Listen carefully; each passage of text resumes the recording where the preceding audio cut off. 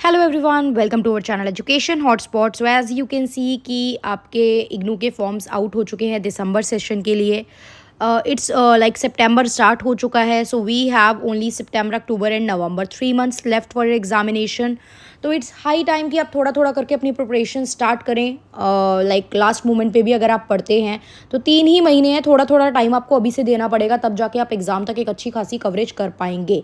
तो अगर हम डिटेल में नहीं पढ़ सकते हैं, हमने नहीं पढ़ा है अब तक कुछ भी, तो how we can prepare now, अब हम कैसे प्रिपेयर कर सकते हैं।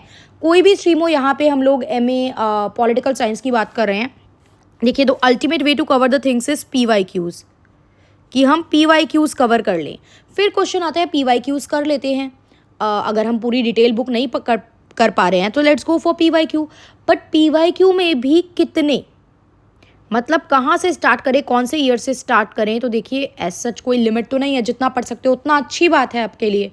ज़्यादा से ज़्यादा क्वेश्चन, यहाँ पे तो बस ये बात है कि जितना ज़्यादा टॉपिक, जितने ज़्यादा क्वेश्चन आप कवर करोगे, उतनी ज़्यादा चांसेस रहेंगे कि एग्जाम में हम 10 में से 5 क्वेश्चन अटेम्प्ट कर पाएंगे। 10 में से 5 से मेरा मतलब क्या, आप देख सकते हो कि आपको यहाँ पे लिखा हुआ है टोटल 5 क्वेश्चन का आंसर देना है। हर सेक्शन से कम 2 तो होने ही चाहिए। ऐसा नहीं कि 4 एक सेक्शन से और 1 सेकंड सेक्शन से कर लोगे, ऐसा नहीं होना है। हर क्वेश्चन इक्वल मार्क्स का है, 20 मार्क्स का आपका हर क्वेश्चन है, एंड टोटल आपकी वर्ड लिमिट 500 की होनी चाहिए। अब देखो, 500 को आइडियली आप देख लो आपके कितने पेजेस में आते हैं। डोंट आस्क कि कितने पेज भरें, क्या करें, कंटेंट रहना चाहिए। ये नहीं कि आप काफ़ी ज़्यादा लाइन छोड़ छोड़ के लिख रहे हैं और आपने 4-5 पेज भर दिए हैं, तो ये चीज़ भी एग्जामिनर समझ जाते हैं। तो यहाँ पे आपको क्या करना है, आपको अपना जो है वर्ड लिमिट देख लेना है कितने में कवर हो रहा है, 4 पेजेस में या 5 पेजेस में। तो उस अकॉर्डिंग 4 से 5 पेजेस का आप एक एवरेज लेके चलो कि हमें एक आंसर को इतने पेजेस में तो प्रेजेंट करना पड़ेगा। कम से कम 4 पेजेस तो आप लेके चलो कि यार इतने पेज तो मुझे कवर अप करने ही करने हैं, अगर आप पेजेस के बेसिस पे भी काउंट कर रहे हो तो एज यू कैन सी, जो MPS फर्स्ट है हमारा, वो पॉलिटिकल थ्योरी है। इफ़ यू वांट कि मैं इसमें और वीडियोस बनाऊं MA पॉलिटिकल साइंस के रिगार्डिंग, देखिए MPS 3 और MPS 16 तो मैं बना ही रही हूँ।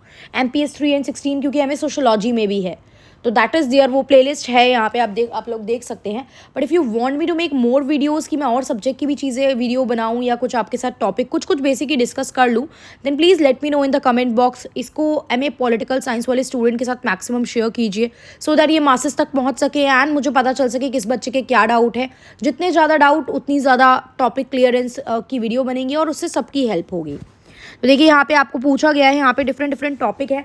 आप ऐसा मत कीजिए कि पूरे पेपर में 5 ही क्वेश्चन प्रिपेयर कीजिए। 10 क्वेश्चन होते हैं तो prepare all the 10 question, 10 topic prepare होंगे। इस तरीके से अगर आप 5 साल के पेपर भी कर लेंगे तो आपके टोटल 50 क्वेश्चन, 50 टॉपिक आइल से प्रिपेयर हो जाएंगे। तो जब आप इस बार का एग्जाम देने जाएंगे तो चांसेस होंगे कि टोटल 10 में से आपको 5 क्वेश्चन आते हों, 5 नहीं आते हो तो 3 से 4 अच्छे से आते हों, और एक के लिए हम अपनी अंडरस्टैंडिंग के बेसिस पे एक्सप्लेन करने की कोशिश करेंगे, राइट। तो कैसे, क्या स्ट्रैटेजी से पहले कवर अप द टॉपिक। बच्चा स्ट्रैटेजी के पीछे भाग रहा होता है और टॉपिक पढ़ ही नहीं रहा होता है। बिना पढ़े तो कोई स्ट्रैटेजी भी वर्क नहीं करती है गाइस। तो just focus on the content, on the content coverage. ज़्यादा से ज़्यादा पढ़ सकें, इस चीज़ पे फोकस रखो, स्ट्रैटेजी अपने आप बन जाएगी। डन।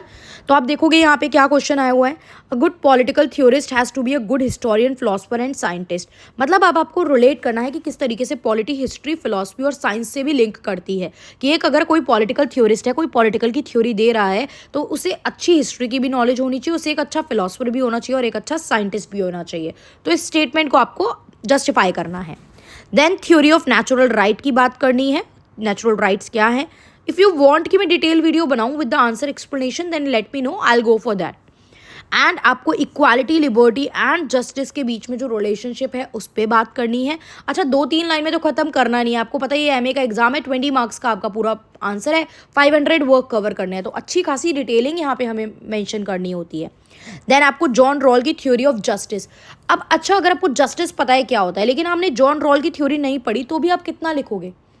आप कह दोगे मैंने 4 पेज भर दिए, लेकिन आप जस्टिस, आप उसके बारे में और चीज़ें बता रहे हो, लेकिन जॉन रॉल का नेम लेके एग्जैक्टली व्हाट ही सेड वो आपने मेंशन नहीं किया, तो आंसर का बेनिफिट नहीं होता ना। फिर आप कहते हो हमने तो 4 पेज लिखे, नंबर नहीं आए। तो ऐसे नहीं आते हैं नंबर 4 पेज के नहीं है, नंबर जो पूछा गया है वो कंटेंट मेंशन करने के हैं, ठीक है। Then we have 5th question in this section. 5th question यहाँ पे हमारे पास है, आपको ग्रुप डिफरेंशिएटेड सिटीजनशिप पे ऐसे लिखना है, मतलब एक्सप्लेन करना है उसको अगेन 500 वर्ड में। सिटीजनशिप तो पता है हमें, सिटीजनशिप एक्वायर करने लॉस कैसे की जाती है, ये तो हमारे कॉन्स्टिट्यूशन में भी मेंशन है डायरेक्टली, लेकिन यहाँ वो चीज़ नहीं पूछी है। यहाँ पूछा गया है ग्रुप डिफ्रेंशिएटेड जो सिटीजनशिप है वो क्या होता है। देन आपको आता है, इसमें से कम 2 क्वेश्चन तो आपको करने ही है, 3 आते होंगे तो वेल एंड गुड, अगले सेक्शन से 2 और पिक करने हैं। सेक्शन सेकंड है, सेक्शन सेकंड में अगर हम फर्स्ट यहाँ से मतलब क्वेश्चन नंबर 6 देखेंगे तो ये वेलफेयर स्टेट के बारे में है। जो कंटेम्प्रेरी डिबेट चल रहा है वेलफेयर स्टेट के बारे में वो आपको यहाँ पे डिस्कस करना है। नेक्स्ट क्वेश्चन पूछा गया है डायलेक्टिकल मटेरियलिज्म से related, it is related to Karl Marx. अगर आपने कुछ हद तक आपको नॉलेज है, पढ़ी है चीज़ें तो, लेकिन यहाँ पे ये तो नहीं पूछा गया डायलेक्टिकल मटेरियलिज्म बताओ, सीधा नेम यूज़ करके पूछा है कि जॉर्ज ल्यूकस ने क्यों रिजेक्ट करा इसको। तो फर्स्टली एक्सप्लेन करो what is dialectical materialism, then explain इन्होंने क्यों रिजेक्ट करा, देन आगे फर्दर लेके जाओ कि जिसने सपोर्ट करा है उसने क्या बोला है इसके बारे में, फिर इनके आइडियाज़ को और डिटेल में इलेबोरेट करो। ठीक है, इस तरीके से आप प्रोसीड करोगे आंसर के साथ। Then write note on the teacher democratic socialism. Democratic socialism क्या होता है ये आपको बताना है। सोशलिज्म को डेमोक्रेसी से लिंक करना है, दैट्स हाउ ये आंसर प्रोसीड करोगे। देन कंजर्वेटिज्म के फीचर पूछे गए हैं, ये जून 2020 का क्वेश्चन पेपर है हमारा। एंड मल्टीकल्चरलिज्म क्या होता है डिटेल में एक्सप्लेन करना है, इसके अप्रोचेज, इसकी थ्योरीज। मल्टीकल्चरलिज्म पे तो चैनल के प्लेलिस्ट में वीडियोज़ होंगी, आप मल्टीकल्चरलिज्म एजुकेशन हॉटस्पॉट डालोगे then you will get that, because ये सोशोलॉजी का भी मल्टीकल्चरलिज्म एक टॉपिक है तो वहाँ पे मैंने इसे कवर कराया हुआ है। तो कुछ चीज़ें कई बार कॉमन हो जाती हैं, अगर आप मल्टीकल्चरलिज्म लिख के एजुकेशन हॉटस्पॉट डालेंगे then you will find the video on this topic. Clear. तो ये जो है ये हमारा क्या था, आपका एमए पॉलिटिकल साइंस का सब्जेक्ट था, दैट इज MPS 1। जून 2020 का पेपर था। मैंने कोई आंसर नहीं डिस्कस करा है, कोई टॉपिक नहीं समझाया है, कुछ बेसिक बातें की प्रिपरेशन कैसे करनी चाहिए दैट उस बारे में आपसे डिस्कशन की है। एंड ये क्वेश्चंस आपको बताए हैं क्या क्या क्वेश्चंस थे। So you can take the screenshot of this paper and if you want me to make the videos, if you want me to cover more and more content of this, then do let me know in the comment box. So that's all for this video. Thank you for watching.